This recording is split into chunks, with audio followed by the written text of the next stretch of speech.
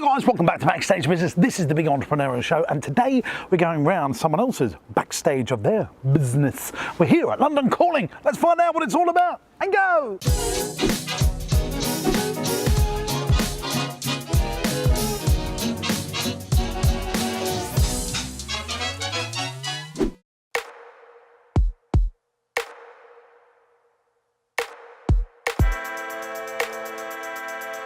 I can't see a downside. No, there is no downside. If they don't want to talk to you, that's another matter. Yes, that is true. I can't see a downside because. Well, let's hold this because this is great talk for the chat. Is this recording?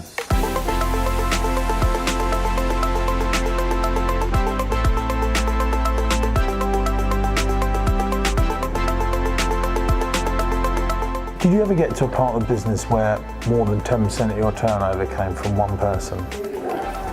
No, but we got quite close to it because the other things we worked with some big companies who outsource work to us. Yeah.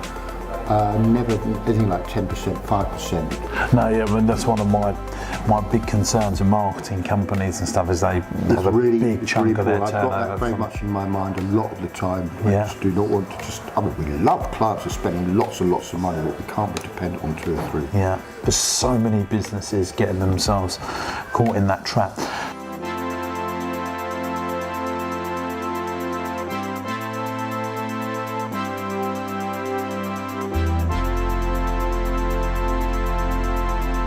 Yeah, about the end, you know, I mean, one of the things that we try and talk about Entrepreneurs Network with our members is, you know, a finish date. When does the business finish, you know, when's the marathon, where's the end line, or are we just going to carry it on? Is it going to go to the children? Is it going to be a family business, or are you going to do a management buyout, or are you going to say, have you even thought about that sort of stuff?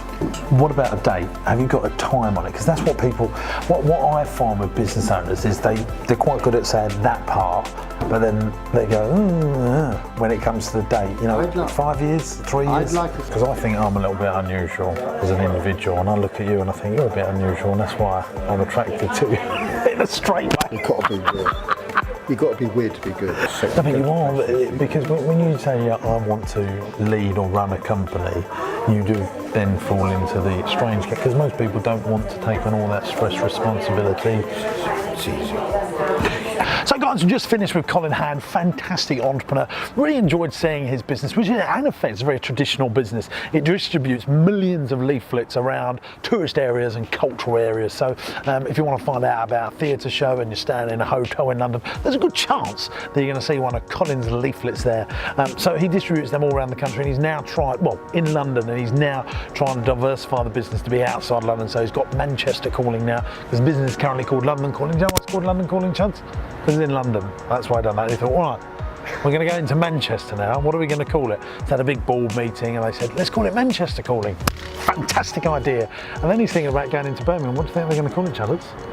Birmingham Calling, that's what they're going to call it, or Midlands Calling because it's in the Midlands. Anyway, well, I think we've milked that joke enough now. Picture of milk in there so everyone understands that we've milked that joke, Chuds.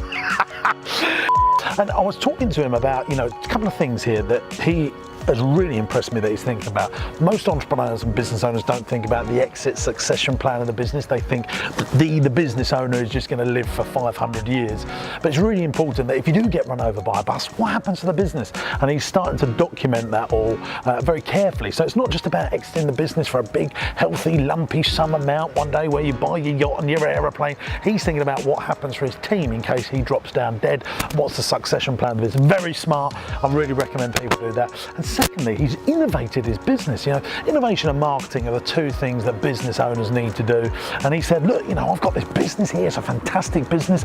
It's print delivery, but actually the digital world is growing. But rather than just turning off print, he's kept doing his print distribution. But he's also saying to all his customers, his existing customer database, another smart thing, saying, hey, you know, you really trust us to do really good print marketing for you. Do you know we can do digital marketing for you? And they've loved it. And that is how he's innovating. And that's where he sees his big growth strategy in his business. This has been Backstage Business. Very slow. We've done no jokes today. Yes, we did, didn't we? Just the milk joke. Yeah, we did the milk joke about Birmingham Calling, Manchester Calling. It's been fantastic. Big entrepreneurial show. We'll be back tomorrow. Bye-bye.